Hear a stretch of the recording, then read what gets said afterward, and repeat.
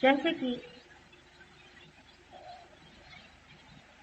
जब कोई चीज गिरती है तो हम हाथ उसको लगा ही देते हैं, ऐसे ही परमात्मा ने यह गिरते हुए संसार को बचाने के लिए सहज योग का आपके सामने में आविष्कार दिया है।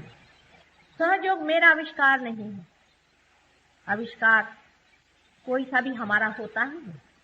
जैसे अगर हम ग्रेविटी का पता लगाएं तो वो कोई हमारा आविष्कार नहीं है, ग्रेविटी तो वहां थी ही, उसका सिर्फ पता लगा लिया। जो आपके अंदर चीज है, जो आपका जन्मसिद्ध हक है, उसे मैंने पता लगा लिया है कि आप उस चीज को पा सकते। और बस इसी पता लगाने के लिए मैंने बहुत इसमें समय बिताया और इसका पता आपको घर घर पहुंचाना होगा।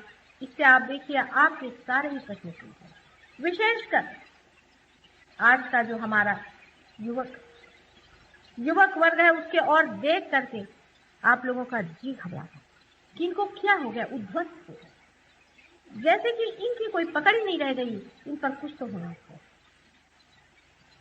सहज योग के सिवाय कोई इलाज नहीं, इनको ठिकाना नहीं। बच्चों पे तो सहज योग इतने जल्दी बनता है, इतने जल्दी बच्चे इसे पाते हैं। मैंने जब भी स्कूलों में ये व्यवस्था करी और जब मैं गई हूँ, मैंने देखा कि 100 बच्चों में से 80 बच्चे हो गए।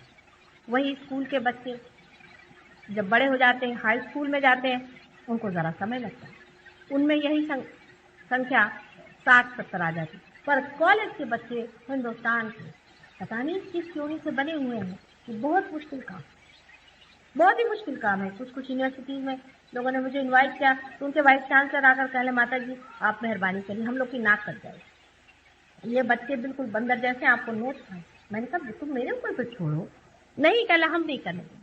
तो ऐसा मारा है इन्होंने, ऐसा पीटा है, तेजी संभल के रहे। हिप्पिज्म तो अमेरिका में आया है, लेकिन यहाँ जो आने वाला है उससे आप बच के, उसकी ओर से अपनी दृष्टि हटा देने से कोई सा भी प्रश्न हल नहीं। अगर आप वास्तविक अपने देश की उन्नति और देशों की भी भलाई के विचार से कभी भी सोचते हो तो ये सोच लीजिए कि सारे दारो मदार इन युवकों का, इनको सहज योग से ही ठीक करना पड़ेगा। सहज योग माने परमात्मा का प्रेम, और ये सिर्फ वही कर सकता है जो स्वयं ले लाए, जो स्वयं उस प्रेम से प्लावित हो और जिसके अंदर से शक्ति बह रही है, वही ये कार्य कर सकते हैं। जितने लोग सहज योग में पाएंगे वही लोग अंत में सारे सृष्टि पर निर्भर हैं। पर ऐसे हैं कि बड़े कठिनाई से, आपको आश्चर्य होगा, 5 साल बहुत मेहनत करने के बाद बंबई में असल में जिसको कहना चाहिए रियलाइज 1000 आदमी है, बड़ी मुश्किल, वो भी साइज वो इतना नहीं, और उसमें से कोई 11 आदमी ऐसे हैं कि जो दूसरों को पार करते। अमेरिका में बहुत जल्दी लोग पार हो जाते हैं, लेकिन साइज तो कठिन है उनका। रोज ही वो लोग गुरु बदलते हैं, रोज ही वो कुएं खोदते हैं, सोचते नहीं, समझते हैं, इसकी गहराई को मापते हैं। ये कितना अत्यावश्यक है उसे हम जानते हैं, इसकी कितनी जरूरत है उसे हम समझते हैं। जिस वक्त हम इसे समझ लें, वो क्षण हमारे देश के लिए क्या, सारे विश्व के लिए बड़ा ही भाग्यशाली है। हमारा चिल्लाना तो बना ही रहेगा, हमारा कहना तो बना ही रहेगा। एक माँ है, पुकार पुकार के अपने बच्चों से कितना समझा, लेकिन भूख भी तो लगनी चाहिए। अगर बच्चों को भूख ही नहीं है तो उनके सामने क्या दौड़ दौड़ के पैर पड़ पड़ के कहा जाए। जो लोग पार हो जाते हैं, जो इस शक्ति से परिपूर्ण हो जाते हैं, उनको कोई भी बीमारी नहीं आती, और आने पर भी वो उसे ठीक कर सकते हैं, क्योंकि ये ज्ञान भी न दिया जा सकता कि इस बीमारी को इस शक्ति से कैसे किया।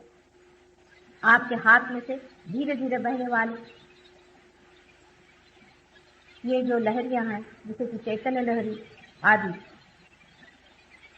बहुत पहले से कहा गया, आदि शंकराचार्य ने भी अपनी किताबों में लिखा हुआ है, लेकिन उनको आजकल पढ़ता कौन। इस लहरियों से ही आप दूसरों का भी भला कर सकते हैं, अपना तो भला हो ही जाए। ऐसे लोगों को निरोगी बनाता है, ऐसे लोग दूसरों को निरोगी बनाते हैं और दीर्घायु। इतना ही नहीं कि आयु ज्यादा होती, लेकिन आनंद में रहते। इतना ही नहीं कि आनंद में रहते हैं, लेकिन उनके अंदर में कलेक्टिव कॉन्शियसनेस, जिसको कि हमें कहना चाहिए समचेतना। इसका कोई आज तक कोई आविष्कार ही नहीं है, लोग जानते ही नहीं कि समचेतना की। कहने वाले जैसे यूंग ने बहुत बार समचेतना पर कहा है, लेकिन कोई साफ साफ बात नहीं। आप अगर ध्यान में आकर इसे पालें, मेडिटेशन में आकर इसे पालें, तो आप समझ जाइएगा कि समचेतना हम क्या कहते हैं।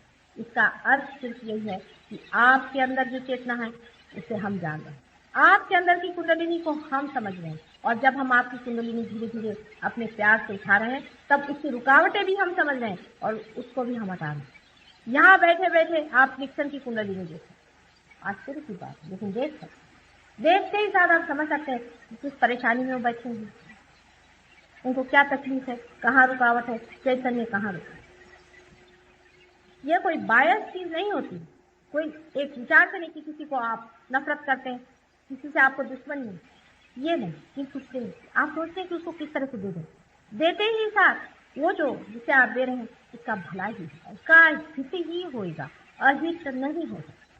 इससे बढ़ के और कोई जन सेवा और समाज सेवा भी नहीं, क्योंकि इसमें मनुष्य करते वक्त ये नहीं सोचता है कि इस हाथ से इस हाथ का हम कुछ भला करें।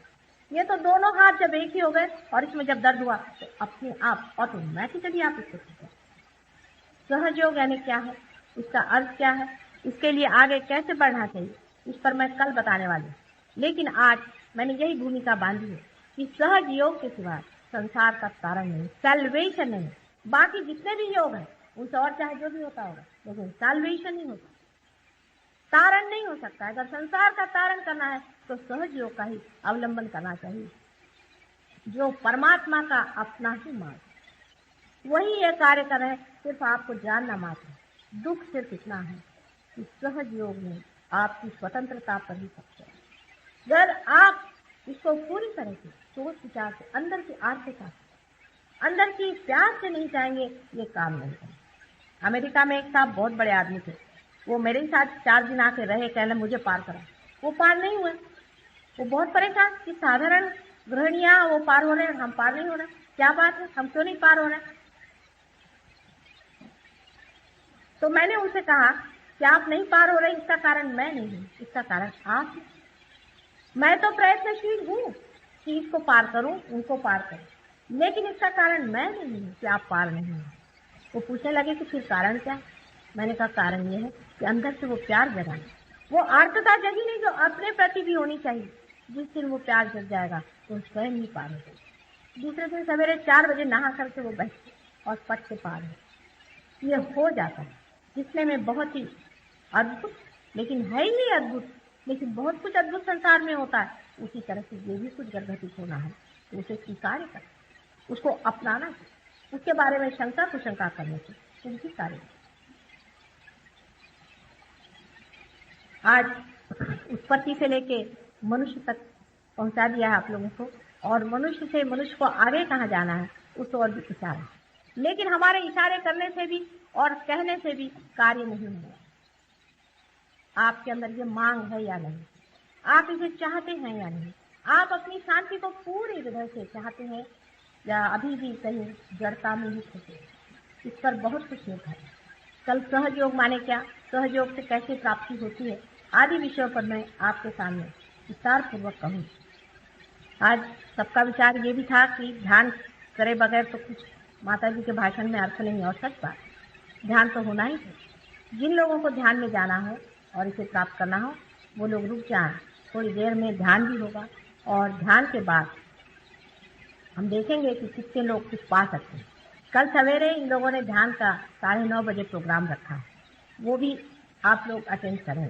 जो लोग आज पार हो जाएंगे वो भी, और नहीं होंगे वो भी, क्योंकि परमात्मा के लिए थोड़ा समय देना चाहिए। हम तो परमात्मा के लिए समय ही नहीं जोड़ पाते। हमारे पास सारे संसार के लिए, सिनेमा में जाएंगे 3 घंटे बैठे, लेकिन परमात्मा के लिए हम कितने घंटे देते हैं। हाँ, वही टाइम देते हैं जिसमें कि हम कुछ कर रहे हैं, माने या तो पूजा करें या उसको याद करें, उससे कोई फायदा नहीं। पहले आपका कनेक्शन तो लगने दीजिए। आपका कनेक्शन ही लगा नहीं है, बगैर कनेक्शन लगाए हुए आप किसे याद करें और किसी के बुला रहे हैं। आप लोगों में से जो भी ध्यान में जाना चाहें वो थोड़ी देर के लिए रुक जाए, लेकिन जिनको नहीं जाना हो वो अभी पहले चले जाए। दूसरों को डिस्टर्ब करना नहीं चाहिए ध्यान से वक्त, क्योंकि जो दूसरे बैठे वो आर्थ है, वो परमात्मा के खोजने वाले हैं, उनकी इज्जत करें। और बाद में ध्यान में उसको जाना नहीं होगा, करीबन ध्यान को भी 20-25 मिनट लग जाएंगे, ध्यान में हम देखेंगे। और जिनको जाना हो वो अभी चलेगा। ये रियलाइज लोग कहते जरा मागे बसले तर जास्त फायदा होईल, मध्ये बसू नका। जो लोग रियलाइज हो गए वो पीछे की ओर बैठे।